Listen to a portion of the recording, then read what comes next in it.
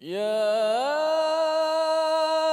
أيها الذين آمنوا كتب عليكم الصيام كما كتب على الذين من قبلكم لعلكم تتقون.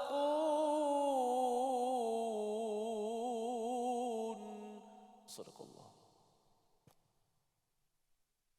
واجعله لنا هجتين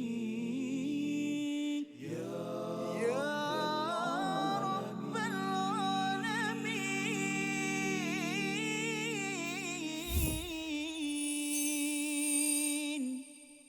Assalamualaikum warahmatullahi wabarakatuh. Alhamdulillah wassalatu wassalamu ala Rasulillah wa ala alihi wa man wala syada la ilaha illallah syadana Muhammadan abduhu wa rasuluh. Allahumma salli ala sayidina Muhammad wa ala alihi wa sahbihi ajma'in. Amma ba'du. Apa khabar tuan-tuan dan puan yang dirahmati Allah sekalian? Kita bertemu dalam My Quran Time 2.0 dalam Quran, salat, infak untuk sama-sama kita perjuangkan dalam kehidupan kita. Kita membaca Al-Quran, kita mendirikan salat dan terus kita memberi infak kepada orang-orang yang sesuai, yang berkenaan. Dan pada hari ini kita ingin meneruskan pengajian kita bersama Al-Fadil Ustaz Tirmizi Ali. Apa khabar Ustaz? Baik, Alhamdulillah. Ustaz Fazal, apa khabar? Alhamdulillah Ustaz ya. Alhamdulillah. Kita bersama di umrah sebelum ini dan Ya. Quran dan solat ini Ustaz ya amat dekat, apatah lagi kita bercakap tentang infak ya, disebabkan bila kita sampai ke Masjidil Haram itu adalah kiblat kita. Itu tanda bahawa perjuangan solat adalah satu nikmat yang bersamaan dengan kama arsalna, sebagaimana kami telah mengutuskan rasul yang membawakan tilawah ayat-ayat Allah iaitu Al-Quran. Dan alhamdulillah pada hari ini kita ingin meneruskan bagaimana kita terus berjuang memberi apa yang terbaik dalam hidup kita, dan kita ingin mendalami ayat 182 dan 183 daripada surah Al-Baqarah. Mari sama-sama kita mulakan majlis kita dengan doa kita. Subhanakala ilmalana illa ma 'allamtana innaka antal alimul hakim. Rabbi zidni ilma. Kita saksikan apakah ringkasan bagi dua ayat pada halaman 200 ataupun 28 ini.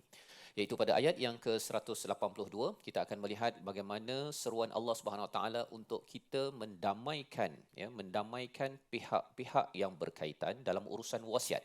Diikuti pada ayat 183, terus kita masuk kepada kewajipan berpuasa bagi orang-orang yang beriman, dan kita akan melihat apakah kaitan di antara ayat 182 dan 183, bagaimana Allah memberikan panduan untuk kita mendamaikan apa? Itu yang kita akan bacakan bersama pada ayat 182 dan 183. Silakan Ustaz Tir. Baik, Alhamdulillah. Terima kasih Fadil Ustaz Tuan Fazrul, penonton-penonton, sahabat-sahabat Al-Quran yang dikasihi sekalian. Syukur pada Allah Subhanahu Wa Taala dapat kita meneruskan lagi My Quran Time muka surat 28. Dan juga tak lupakan penonton-penonton di studio, kita ada kumpulan Al-Istiqamah yang sentiasa ceria bersama dengan Al-Quranul Karim, dan kita bertemu dengan Al-Quran juga. Dan tak lupa pada penonton-penonton di rumah. Dan alhamdulillah hari ini special sikit, ayat berkaitan dengan puasa, memandangkan kita tak lama lagi akan masuk bulan puasa.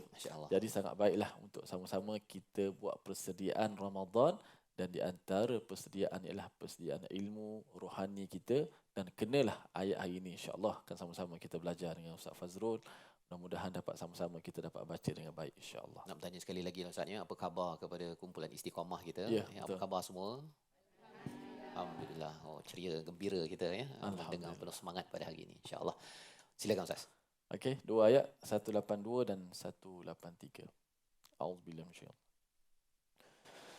Bismillahirrahmanirrahim. فمن خاف من موص جنفا أو إثما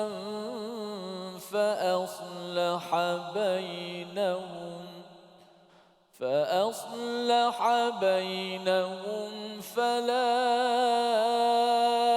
إثم عليه إن الله غفور الرحيم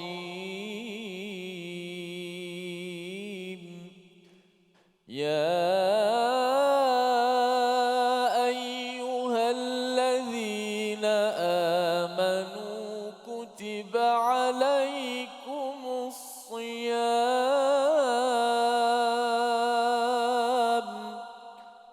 كتب عليكم الصيام كما كتب على الذين من قبلكم كما كتب على الذين من قبلكم لعلكم تتقون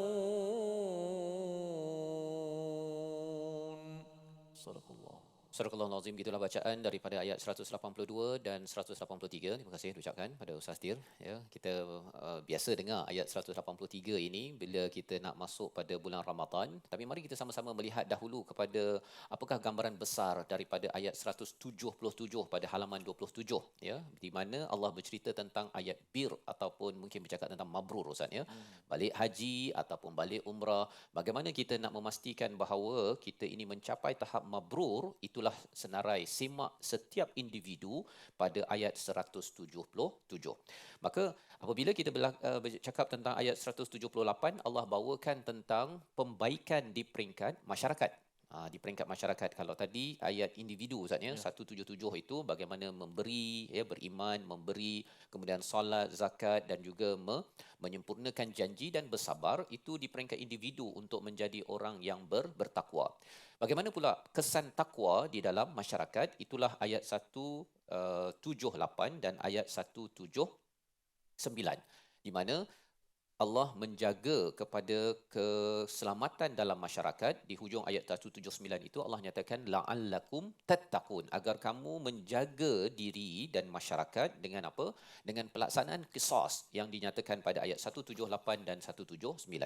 Kemudian bercakap tentang masyarakat ini, ada pula bagaimana menjaga salah satu unit penting dalam masyarakat ini, namanya keluarga Ustaz. Ya, itulah ayat 180, 181 dan masuk kepada ayat 182, iaitu bagaimana kita ini ingin memastikan kalau dalam kehidupan kita ini, ya, pada ayat 180 ya, 180 itu, kalau kita nak pastikan dalam kehidupan kita ini keluarga ini baik, bukan sekadar ketika kita hidup.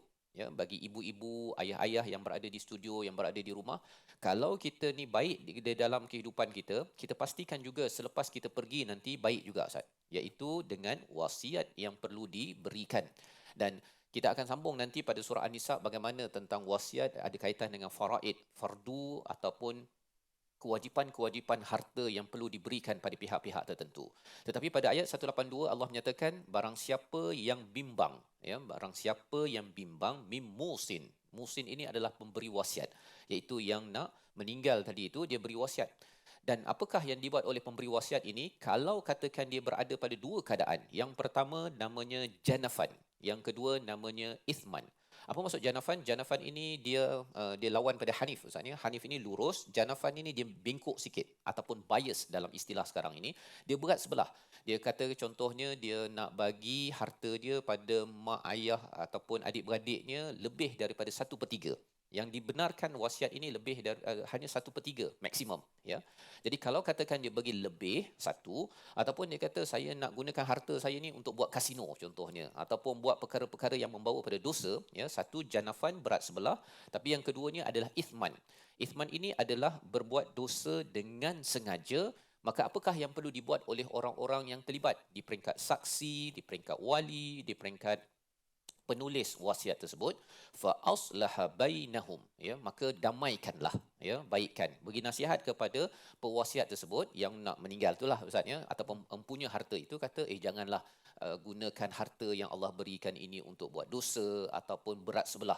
Ya, dia beri harta dia, kalau harta dia banyak, dia bagi semuanya itu kepada adik-beradik dan juga mak ayah dia. Dia tak nak tinggalkan untuk isteri dia, untuk anak dia, untuk orang-orang yang wajib faraid yang kita akan belajar pada surah An-Nisa. Maka itu tidaklah ithma alaih. Fala ithma alaih, innallaha ghafurur rahim. Allah ini maha pengampun dan Allah ini amat penyayang. Pengampun kerana apa? Kerana bila orang tu tersilap, Ya, tersilap ada orang yang baiki, orang ini sebenarnya adalah orang yang sentiasa mendapat keampunan. Jadi kalau kita selalu istighfar Ustaz ya, kalau kita istighfar di Mekah, di Madinah ketika waktu pagi kita beristighfar nak dapat keampunan, salah satu tugas orang yang betul-betul nak mendapat keampunan Allah ialah mendamaikan. Bukan senang. Pasal bab harta ini bukan senang ya, bila orang banyak harta kita nak damaikan agar jangan berat sebelah, perkara itu adalah satu perjuangan. Tuan-tuan yang berada di studio, kita yang berada di rumah untuk sama-sama ya memperjuangkannya, dan insya-Allah kalau kita usahakan itulah cara untuk kita mendapat kasih sayang daripada Allah. Kerana kasih sayang Allah ini bukan sekadar waktu kita hidup sahaja perlu kita jaga peraturan Al-Quran, tetapi selepas kita meninggal pun kita kena fikir. Jangan sampai ada isteri ataupun ada anak ataupun kaum kerabat yang tidak berpuas hati, kutuk ya kepada si ayah ataupun si ibu yang meninggal itu kerana tidak mengikut panduan daripada Al-Quran. Kita berehat sebentar, kembali semula selepas ini dalam My Quran Time, Quran Salat Infaq insya-Allah. واجعله لنا هجتين يا رب العالمين.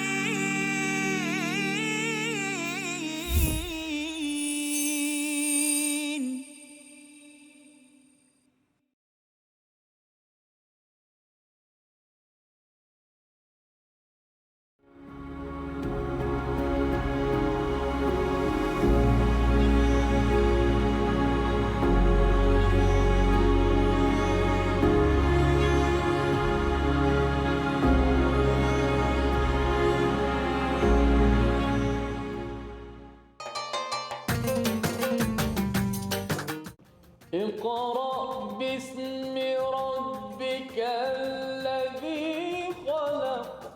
Hayati isi kandungan Al-Quran dalam My Quran Time. Setiap hari jam 12 tengah hari di TV9 dan saluran Astro 149. Quran Salat Infak.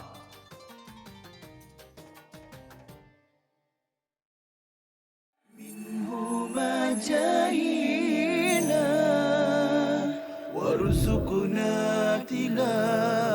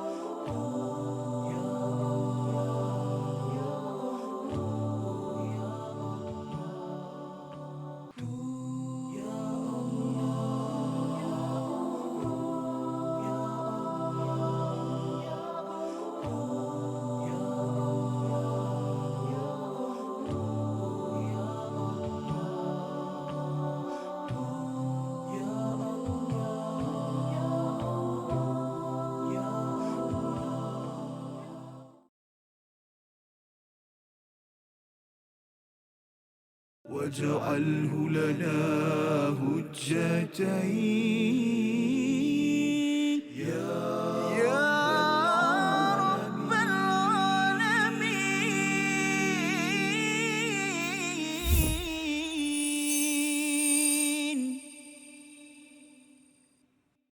يا أيها الذين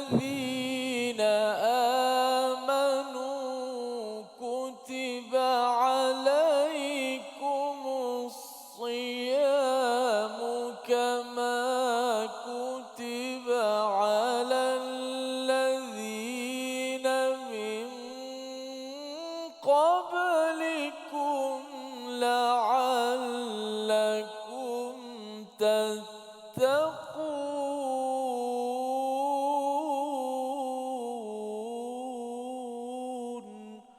صدق الله. Kembali kita dalam My Quran Time, Quran Salat Infaq. Pada hari ini untuk sama-sama kita melihat kepada ayat 182 dan 183. Dan Alhamdulillah sebentar tadi sudah pun kita melihat secara ringkas bagaimana Allah membawakan ayat 177 hingga 182 ini ada kaitan dengan ayat 183 yang kita akan lihat, ayat yang terkenal Ustaz ya. Biasanya kalau nak masuk bulan puasa dah tinggal beberapa hari lagi, memang ustaz-ustaz ke penceramah akan bawakan ayat ini kepada tuan-tuan yang berada di rumah. Dan kalau kita melihat kepada ayat 177 di hujung itu ada perkataan wa ulaika humul muttaqun, dan merekalah orang-orang yang bertakwa. Secara individu mereka adalah orang-orang yang bertakwa. Dan bagaimanakah takwa ini menjaga masyarakat? Pada hujung ayat 179, la'allakum tattaqun. Apabila seseorang itu menjaga hukum qisas, ini adalah cara menjaga nyawa bagi satu masyarakat. Ya, la'allakum tattaqun, agar kamu menjaga masyarakat ini dengan peraturan daripada Allah Subhanahu Wa Taala. Tidak mungkin orang buat baik, ya, kita galakkan orang bersabar, untuk orang memberi, tetapi kita tidak ada peraturan jenayah di dalam masyarakat, maka akhirnya masyarakat rasa tak puas hati saja Ustaz ya. Mereka boleh membunuh antara satu sama lain. Perkataan kedua takwa pada ayat 179. Dan kemudian kita melihat kepada ayat 180, di hujung itu ada perkataan haqqan 'alal muttaqin, iaitu ini adalah hak ke atas orang-orang yang bertakwa. Maksudnya boleh sahaja ya, kalau mak ayah ataupun adik-beradik tersebut, sanak saudara yang tidak mendapat faraid, kita memberi wasiat. Boleh, tak ada masalah. Selepas kita tunaikan hutang, ya, tunaikan hutang si mati, kemudian kita mengikut pada wasiat, tetapi wasiat itu hanya maksimum 1/3 sahaja, dan selebihnya itu perlu digunakan mengikut hukum faraid yang berada dalam surah An-Nisa yang kita akan belajar. Jadi itulah ayat 182 di mana wasiat itu perlu diislah, ya. Tidak boleh Ustaz ya, kalau katakan ada seorang tu dia kata dia nak bagi pada mak ayah dia semua pasal dia sayang mak ayah dia. Boleh ya, tapi tak boleh lebih daripada 1/3.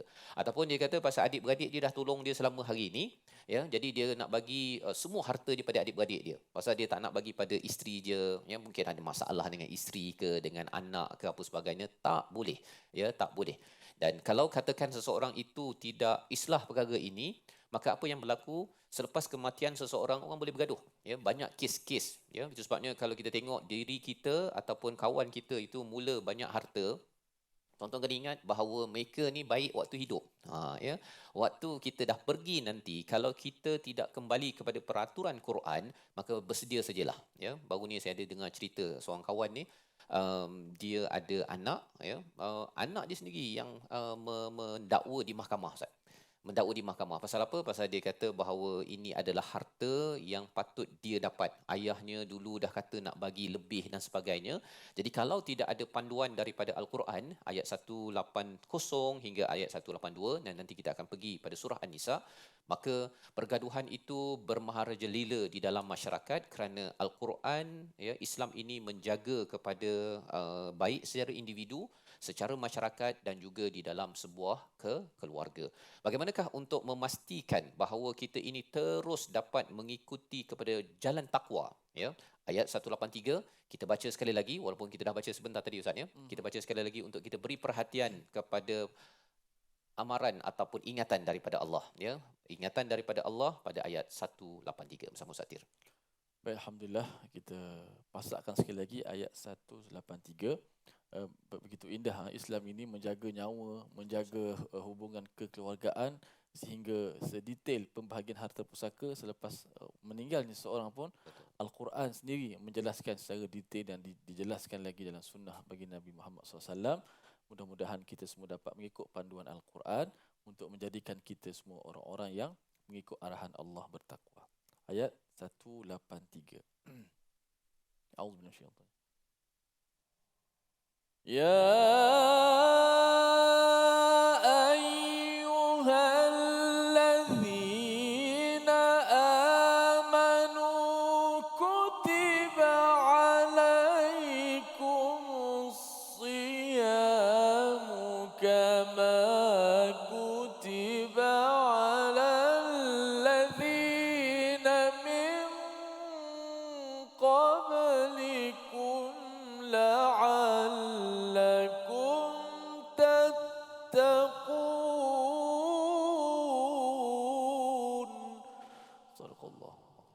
Surah Al-Azim ayat yang ke-183, wahai orang-orang yang beriman, diwajibkan ke atas kamu berpuasa sebagaimana diwajibkan ke atas orang sebelum kamu agar kamu bertakwa. Jadi ini adalah seruan daripada Allah Subhanahu Wa Taala, wahai orang-orang yang beriman, maksudnya. Maksudnya siapa yang ingin membina imannya, orang beriman tidak semestinya bertakwa. Kita kena ingat perkara tersebut, ya. Kerana Allah memanggil orang beriman ni sama ada orang itu Islam yang sudah beramal, walaupun orang itu munafik pun pada zaman Rasulullah, dia daftar IC-nya, kalau ada IC itu Islam, Allah masih lagi memanggil mereka dengan gelaran wahai orang-orang yang beriman. Jadi penting kita memahami input yang perlu dalam memahami ayat ini adalah iman. Ya, kalau kita nak buat apa Ustaznya, kalau kita ada tepung, gula, air dengan minyak. Itu boleh buat apa tu Ustaz? Macam boleh buat tu. Macam-macam tu ya. Kalau tuan-tuan yang berada di studio boleh buat apa tu? Kalau tepung, gula, telur, air. Boleh buat apa tu? Okey, jemput-jemput. Okey, lagi apa boleh buat? Boleh buat roti canai Ustaz? Boleh juga. Boleh. Boleh ya. Okey, itu tengoklah kemahiran masing-masing. Itu sebabnya inputnya sama, tetapi Allah menyatakan bahawa perlu ada proses. Ya. Prosesnya apa? Kutiba alaikumus siyam, ya, telah difardukan kepada kamu semua as-siyam. Siyam ini maksudnya puasa Ustaz, ya. Dia ada istilah lain ya, istilah lain, tapi nanti kita belajar kemudian. Di sini Allah menggunakan perkataan siyam kerana ini adalah perkataan yang terbayang oleh orang-orang Arab kalau kuda, ya, kuda nak pergi ke medan perang, pasal kuda tak sama macam unta Ustaz. Kalau Ustaz baru ni kan di Mekah nak pergi Madinah ke Madinah pergi Mekah, kalau naik train tu mungkin laju sikit, ya. Kalau naik bas kita nampak unta tu di tengah-tengah padang pasir relax dia, kan. Lama dia duduk di padang pasir dia okey, pasal apa? Pasal dia tak perlu air. Ya, air dia boleh letak dalam badan dia, lama dia tak perlukan air, dan tak macam kuda. Kuda ni dia cepat berpeluh, ya, cepat berpeluh, jadi dia perlukan air, ya, yang banyak. Jadi apakah yang dibuat oleh orang-orang Arab kalau nak pergi peperang, dia tak boleh naik unta. Unta slow kan, slow dia boleh tahan tak ada air, tapi dia perlahan. Jadi mereka menggunakan kuda. Kuda ini perlu dilatih, di mana mereka akan latih kuda ini tanpa air pun masih lagi boleh bertahan. Ya, ini yang dilatih kepada kuda. Jadi bila dinyatakan di sini perkataan siyam, ini adalah latihan kepada kita kerana sebulan kita ini berpuasa untuk bersedia peperangan kita bila 11 bulan selepas daripada bulan Ramadan, di mana kita mempunyai stamina, tak makan, tak minum, dapat menjauhkan daripada perkara yang halal, ya, dalam masa yang tertentu, maka insya-Allah moga-moga lepas daripada bulan Ramadan perkara yang haram juga dapat kita jauhkan kerana kita sudah dilatih kekuatan takwa pada sebulan itu. Jadi ini adalah prosesnya, ya. Prosesnya adalah siyam kama kutiba alal ladzina min qablikum, ya, sebagaimana telah difardukan kepada orang-orang sebelum ini. Maksudnya orang-orang Bani Israel juga ada puasa mereka, berbeza sedikit, ya, bulannya berbeza, tetapi inilah yang menjadi proses kepada kita, la'allakum tattaqun, agar kamu bertakwa. Outputnya ialah takwa, Ustaz. Jadi macam tadi itu ada apa? Ada tepung, ada gula, ada air tadi itu. Dia kalau dia buat begini selalu tu, prosesnya itu namanya, nak outputnya apa? Canai. Roti canai. Kan. Kalau katakan dia buat itu situ saja, masuk dalam kuali, itu namanya jemput-jemput. Contohnya kan. Jadi dia bergantung kepada proses, dan insya-Allah kita bincang nanti bagaimana ada orang yang prosesnya puasa tapi dia punya outputnya bukan takwa, Ustaz. Bukan takwa. Pasal apa? Rupanya ini adalah rahsia yang Allah nyatakan pada ayat 183. Kita belajar sebentar lagi. Namun kita lihat dahulu perkataan pilihan pada episod kali ini. Iaitu perkataannya ialah fa aslaha bainahum. Perkataan yang ingin kita fokuskan ialah salaha, memperbaiki, mendamaikan. 180 kali disebut di dalam Al-Quran. Muncul dalam surah An-Nisa, dalam surah Al-Maidah, dalam surah Al-Hujurat sebagai satu seruan bahawa dalam kehidupan kita, kalau kita ingin mendapatkan keampunan kasih sayang Allah Subhanahu Wa Taala, orang-orang yang hidup perlu mendamaikan, ya. Pastikan kalau ada pewasiat yang bias, berat sebelah, damaikan. Ataupun kalau ada harta yang diwasiatkan untuk berbuat sesuatu yang menyebabkan dosa, itu juga perlu dibaiki. Itu tanggungjawab siapa? Tanggungjawab mereka yang masih hidup ataupun saksi wali yang ada, kerana kita tahu bahawa kehidupan kita untuk mendapat istighfar ataupun keampunan Allah bukan sekadar dengan kita istighfar berseorangan, ya, tetapi lebih daripada itu ialah kita mendamaikan ahli keluarga dalam bab harta ini. Kita berehat sebentar, kembali semula selepas ini untuk kita mendalami mengapa ada orang puasa tapi tak bertakwa, ada orang yang berpuasa menjadi amat hebat dekat pada Tuhan. Kita kembali semula My Quran Time, Quran, Salat, Infak, insya-Allah. واجعله لنا هجتين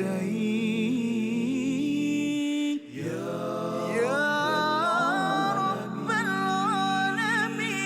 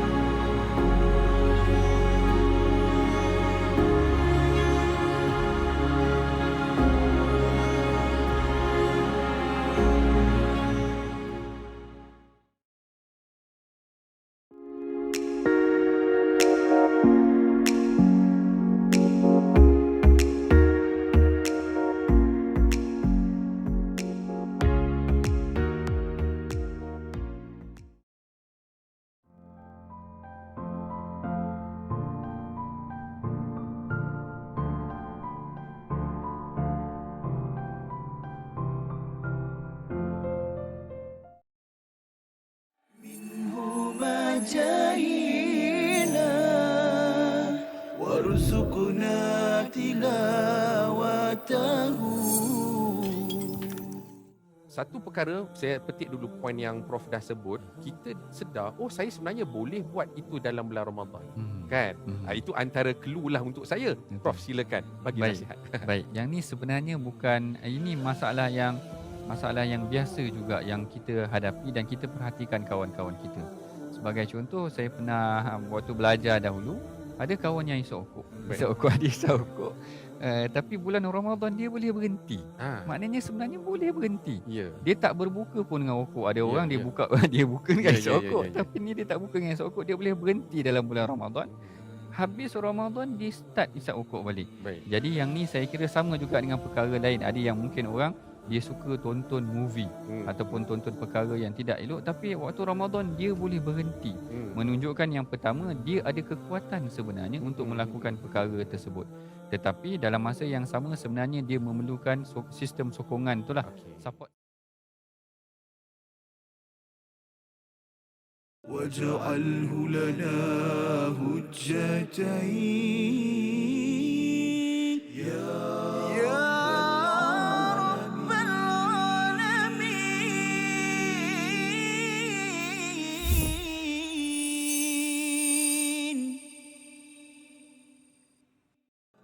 رقت عيناي شوقا ولطيبة ذرفة عشقا فأتيت إلى حبيبي فاهدأ يا قلب ورفقا صلي على محمد السلام عليك يا رسول الله السلام عليك يا حبيبي يا نبي الله.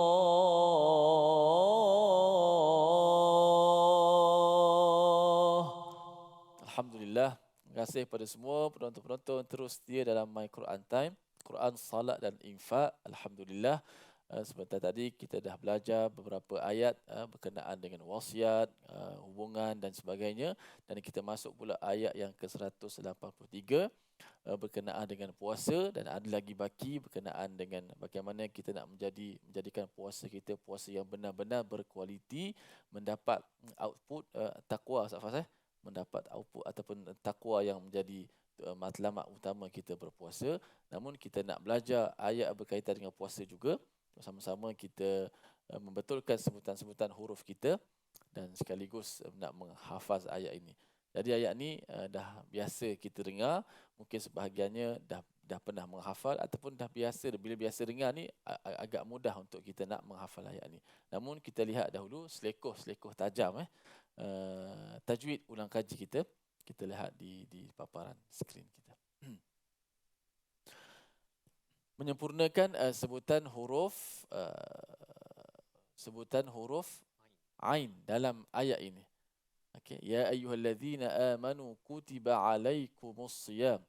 Ya ayyuhallazina amanu kutiba alaikumus siyam. Ada huruf ain pada kalimah kutiba alaikum satu, kemudian kama kutiba alal ladzi kedua, dan di hujung la'allakum tattaqun.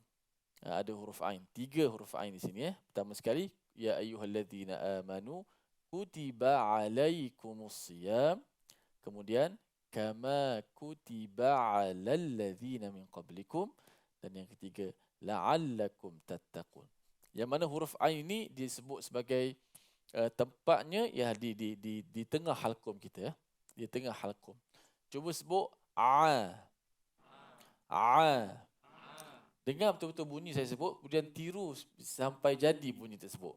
A. Iyyaka na'budu. Nasta'in. Iyyaka na'budu. Itu bunyi ain. Kita tak boleh sebut iyyaka na'budu. Na'budu tak sampai ain. Kan iyyaka na'budu. Itu jadi macam mat pula. Jadi nun alif pula. Iyyaka na'budu tak boleh. Okey, ataupun dimatikan hamzah. Iyyaka na'budu macam hamzah. Maka dekat sini kutiba alai, tak boleh baca macam tu. Ya ayyuhallazina amanu kutiba alaikumus siyam. Jom sama-sama 1 2 3.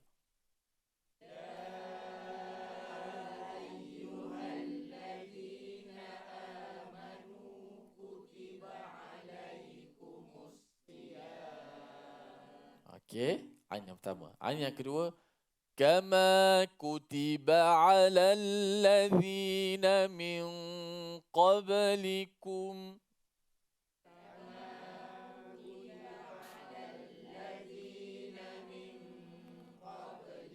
Kutiba alal ladzi. Tak boleh baca kutiba ala, kutiba ala, kutiba ala, kutiba ala. Bunyi, dengar betul-betul bunyi itu di tengah halqum kita. Kalau kita perasan, sebenarnya lidah kita ini walaupun huruf ain di halqum, di kerongkong, tetapi lidah kita ni dia akan bergerak ke dalam. Dia akan tarik ke dalam. Kalau tak percaya, pergi depan cermin nanti, cuba latih-latih lah. Selagi tak bergerak tu belum tepat lagi. Okey. Kutiba alal ladzina min qablikum.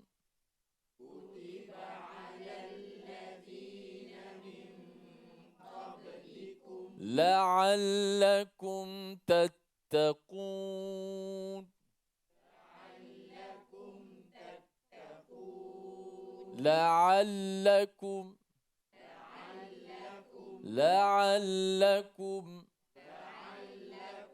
tattaqun. Okey. Huruf ain gitu bunyinya. Elakkan daripada bunyi hamzah. Okey. Sebab ain ni kalau kita pergi pada sifat ain, dia adalah huruf pertengahan. Sifat dia pertengahan, dipanggil sifat tawassut. Pertengahan ni apa? Pertengahan apa pula? Pertengahan suara dia. Dari sudut suara, antara suara tertahan dengan suara terlepas, ain duduk tengah-tengah. Dia tak terlepas sangat, dia tak tertahan. Okey, dia tengah-tengah.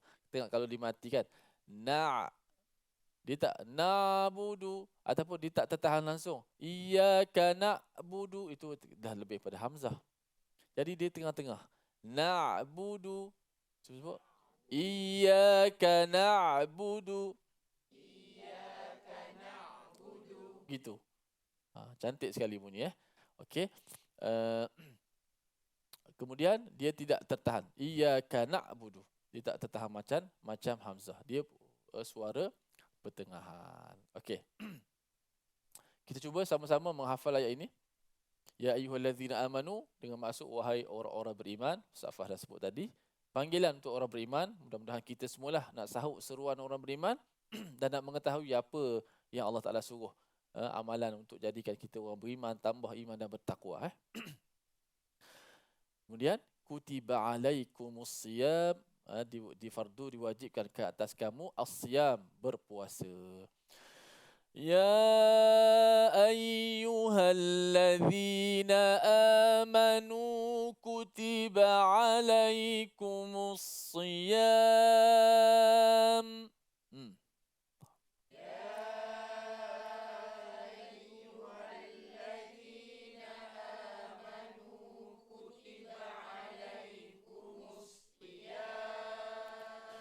Okey, sekali lagi.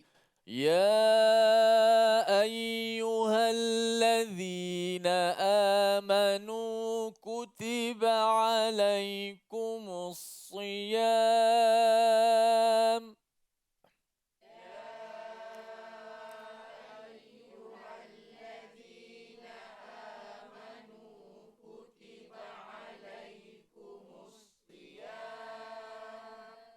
كما كتب على الذين من قبلكم لعلكم تتقون.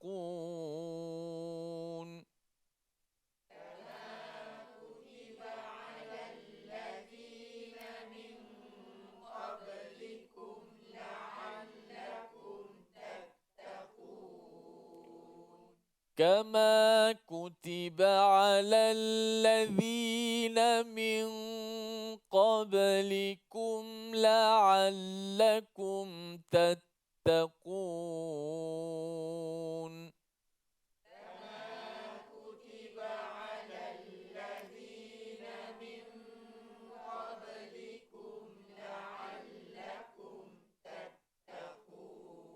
Okey, min qablikum la'allakum tattaqun. Cuba sebut la'allakum tattaqun. Mungkin banyak kali kita dah jumpa dalam Quran. Moga-moga kita menjadi orang yang bertakwa. Kama kutiba 'alal ladzina min qablikum. Sebut.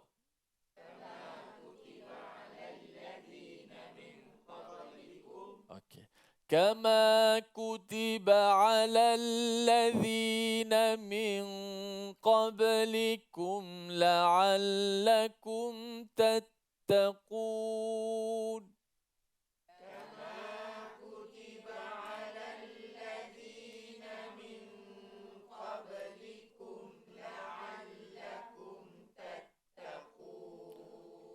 Dari awal.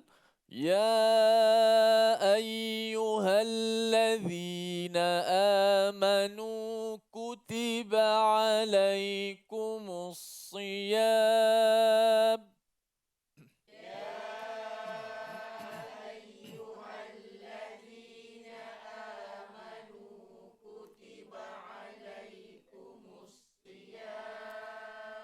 كما كتب على الذين من قبلكم لعلكم تتقون.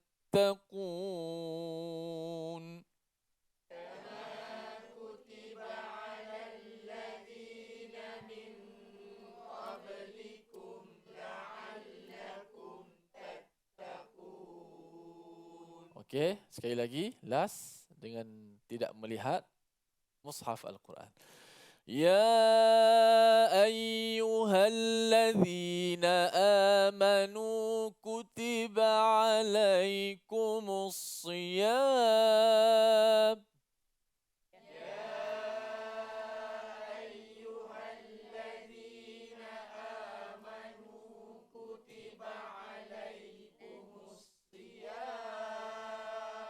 كما كتب على الذين من قبلكم لعلكم تتقون.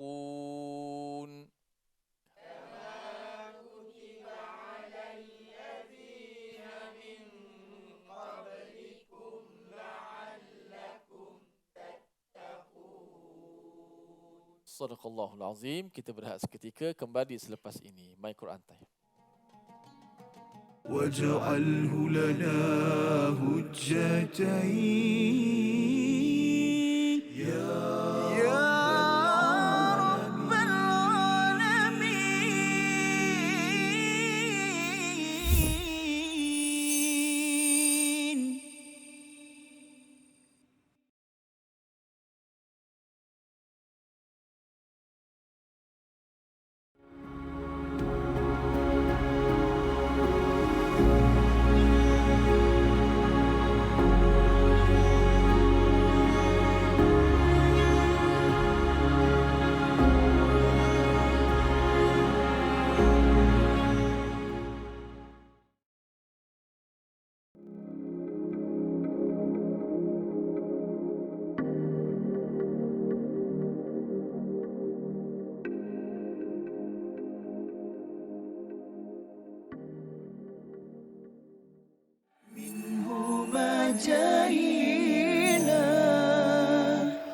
وارزقنا تلاوته.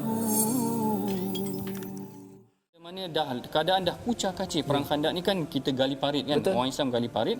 Jadi Rasulullah nak tengok apa keadaan musuh dah kucar kacir kerana angin kuat, ribut dan cuaca sangat sejuk. Lalu Rasulullah kata siapa yang berani pergi? Siapa yang berani pergi? Rasulullah kata dalam hadis disebutkan, dia kata Lailatul Ahzab wa qad ittakhadna rihan shadida faqala Rasulullah ala rajulun ya'tini bi khabaril qaum. Rasulullah kata tak ada ke seorang lelaki yang boleh bagi jadi pengintip, spy, tengok apa tentera musuh tengah buat. Semua sahabat tak berani pergi. Kerana siapa yang nak pergi mengintai tentera musuh, kemudian dalam malam yang gelap macam tu, kemudian dalam keadaan sejuk dan ribut, tak ada siapa yang berani. Lalu Rasulullah pun memanggil Huzaifah. Manggil Huzaifah terus taat saja, mana tak bertikai. Tak ada pula kata sejuklah Rasulullah malam ni ataupun bahkan kalau dalam kisah tu Huzaifah dah dekat dengan Abu Sufyan. Abu Sufyan ketika itu memimpin tentera musuh. Dia dah berada dalam keadaan dekat. Dia kata dalam hadis, kalau aku panah memang kena Abu Sufyan. واجعله لنا هجتين يا رب العالمين.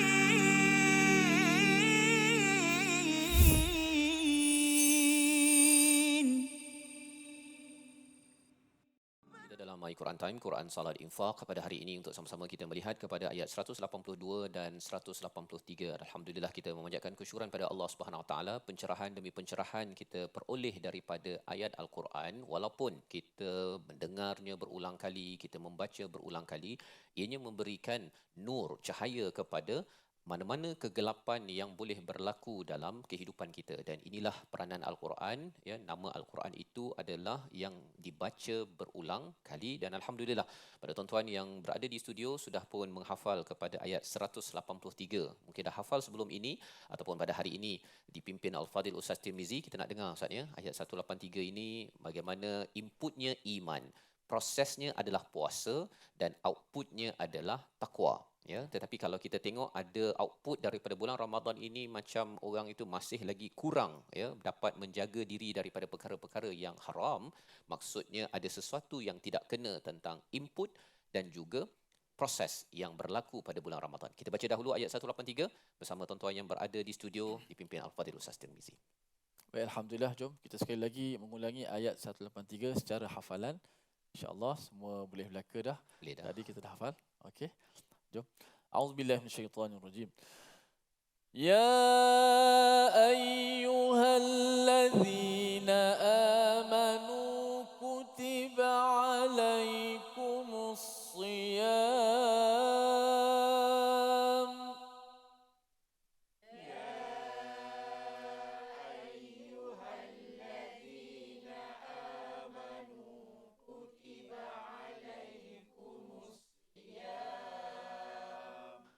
كما كتب على الذين من قبلكم لعلكم تتقون.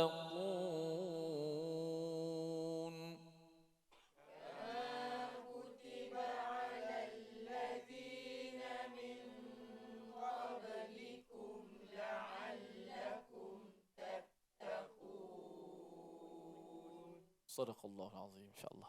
Surah Al-Azim ayat 183 yang kita hafal, yang kita baca sebentar tadi. Wahai orang-orang yang beriman, telah difardukan ya kepada kamu semua as-siyam, maksudnya kama kutiba alal ladina min qablikum, sebagai satu motivasi kepada kita bahawa puasa ini bukan sekadar kita difardukan. Dan kalau kita perasan, ayat ini muncul sebelum berlakunya peristiwa perang pertama iaitu Badar. Kalau kuda dilatih puasa tak diberi air, ya, ketika latihan itu agar ketika dia berperang nanti itu kuda ini tough, maksudnya tidak ada air pun dia masih lagi boleh berlawan, boleh lagi berjuang. Maka itu adalah clue sebenarnya kepada umat Islam pada waktu difardukan puasa. Ini turun ketika sekitar 2 Hijrah, ya, 2 Hijrah, bukan awal. Di Mekah tak ada puasa. Tak ada puasa lagi, ya. Puasa adalah yang 3 hari mengikut kepada orang-orang sebelum ini daripada Nabi Ibrahim, ya. Itu sebabnya sekarang ini ada puasa sunat 3 hari yang waktu hari putih itu adalah tradisi daripada Nabi Ibrahim. Tetapi puasa yang 30 hari ini bermula pada tahun 2 Hijrah. 2 Hijrah. Jadi kita boleh bayangkan selama hari ini Abu Bakar, ya, Saidina Umar, Saidina Abu Bakar, Saidina Osman tak puasa pada bulan Ramadan. Ya. Mereka puasa hanya 3 hari pada setiap bulan. Maka bila kita lihat perkara ini, kama kutiba alal ladzina min qablikum, seperti mana telah difardukan pada orang-orang sebelum kamu, seperti orang-orang sebelum kamu, untuk memaklumkan pada kita, orang dulu pun puasa, walaupun tak sama macam kita dari segi jumlah harinya sekaligus 30 hari, sebagai motivasi bahawa kita juga boleh melaksanakan perkara ini. Persoalannya ialah mengapa ada orang yang puasa tapi lepas puasa tu macam sama je, Ustaz, kan? Jadi kita kena ingat bahawa yang penting adalah inputnya iman.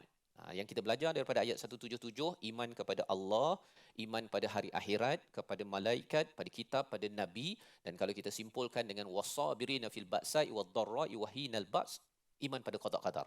Ya. Jadi 6 rukun iman yang ada itu perlu menjadi input ketika nak masuk bulan Ramadan. Ya, iaitu kita buat ini kerana nak Allah suka.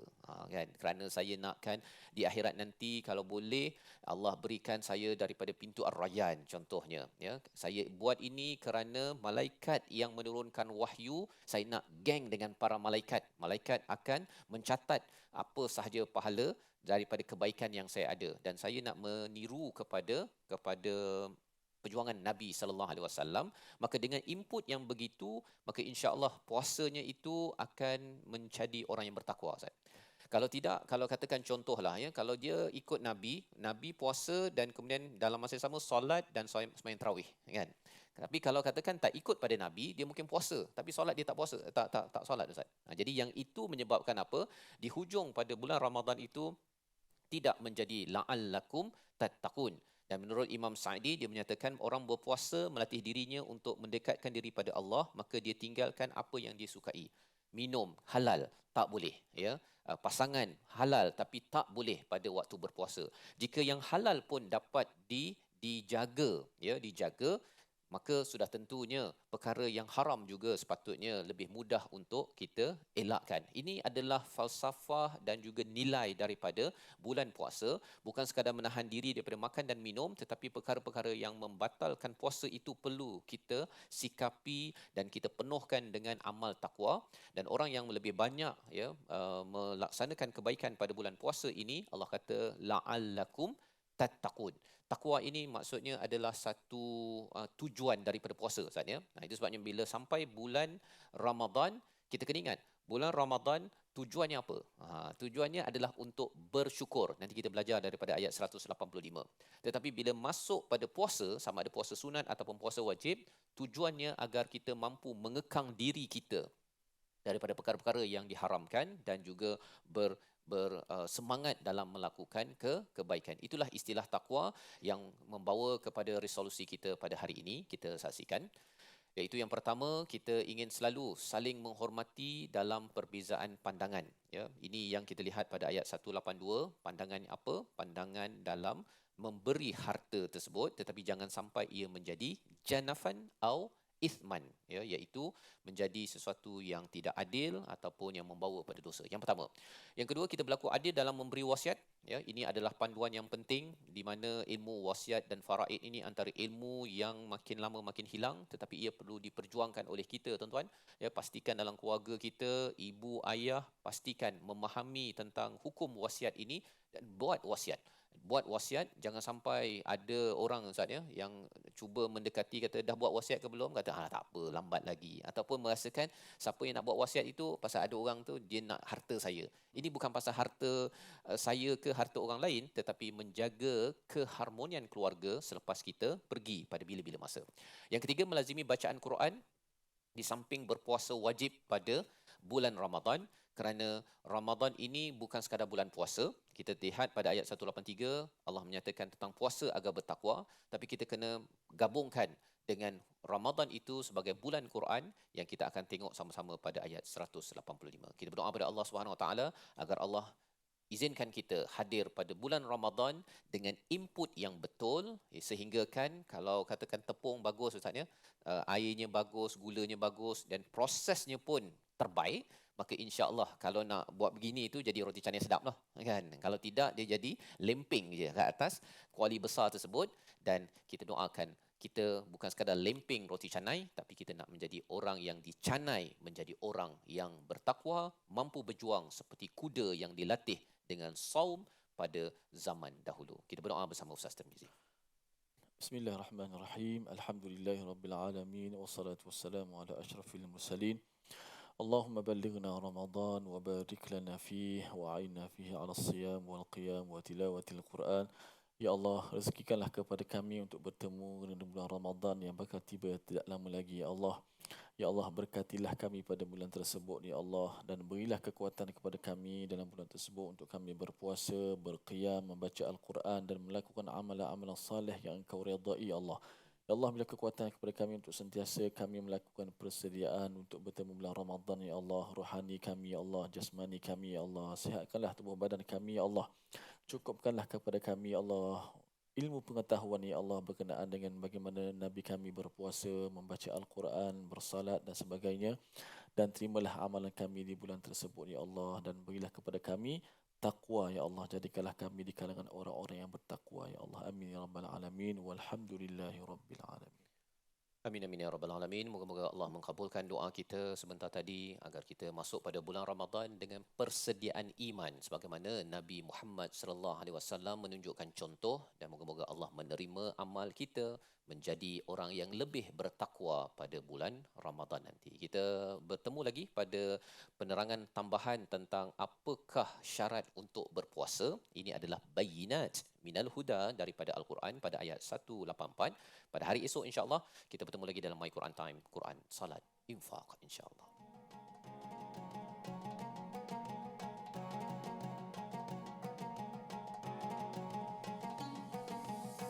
Saya menyebut pada tuan-tuan sekalian untuk bersama dalam tabung gerakan Al-Quran pada nombor hotline dan nombor akaun yang tertera sebagai satu wadah untuk kita sama-sama membawakan nilai Al-Quran kepada pelbagai institusi, sekolah, pendidikan, organisasi dalam negeri dan negara seantero dunia insya-Allah.